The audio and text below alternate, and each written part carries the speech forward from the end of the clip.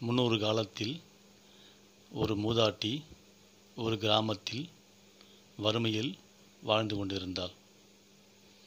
அவள் தினமும் காட்டுக்கு சென்று விறகு வெட்டி விற்று தன் வாழ்க்கையை வாழ்ந்து கொண்டிருந்தாள். ஒரு நாள் உடல்நிலை சரியில்லை. இருந்தாலும் காட்டுக்கு சென்று விறகு கொட்டியிருக்கும் பொழுது தெய்வத்தின் மீது பயங்கர கோபம். ஏன் இந்த இறைவன் இன்னும் என்னை வைத்து கொண்டுள்ளான்? ஏன் என்னை இன்னும் அழைத்து கொண்டு செல்லவில்லை?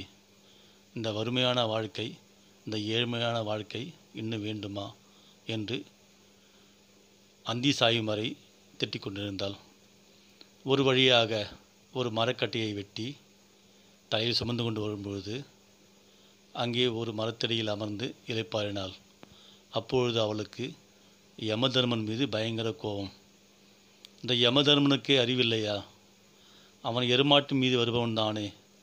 அவன் மெதுவாகத்தான் வருவான். ஏன் இந்த கட்டையை இன்னும் வைத்து கொண்டு உள்ளான்? ஏன் இன்னும் அழைத்துச் செல்லவில்லை என்று பலவாறு திட்டி தீர்த்து கொண்டிருந்தாள்.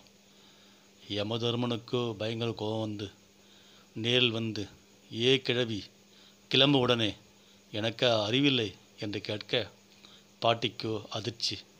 இருந்தாலும் சுதாரித்து கொண்டு, அட அருகட்ட யமதர்மனே, நான் எந்த கட்டையை சொன்னேன்?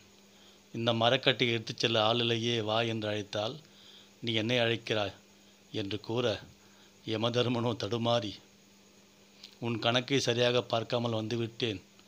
உன் கணக்கை சரி பார்த்துவிட்டு வந்து உன்னை தூக்குகிறேன் என்று கூற, சரி, என் கணக்கை சரியாக பார்த்துவிட்டு வா, அப்பொழுது புரியும் எனக்கு இன்னும் 50 ஆண்டுகள் உள்ளது என்று சொல்லி சமாளித்தாள் கிழவி.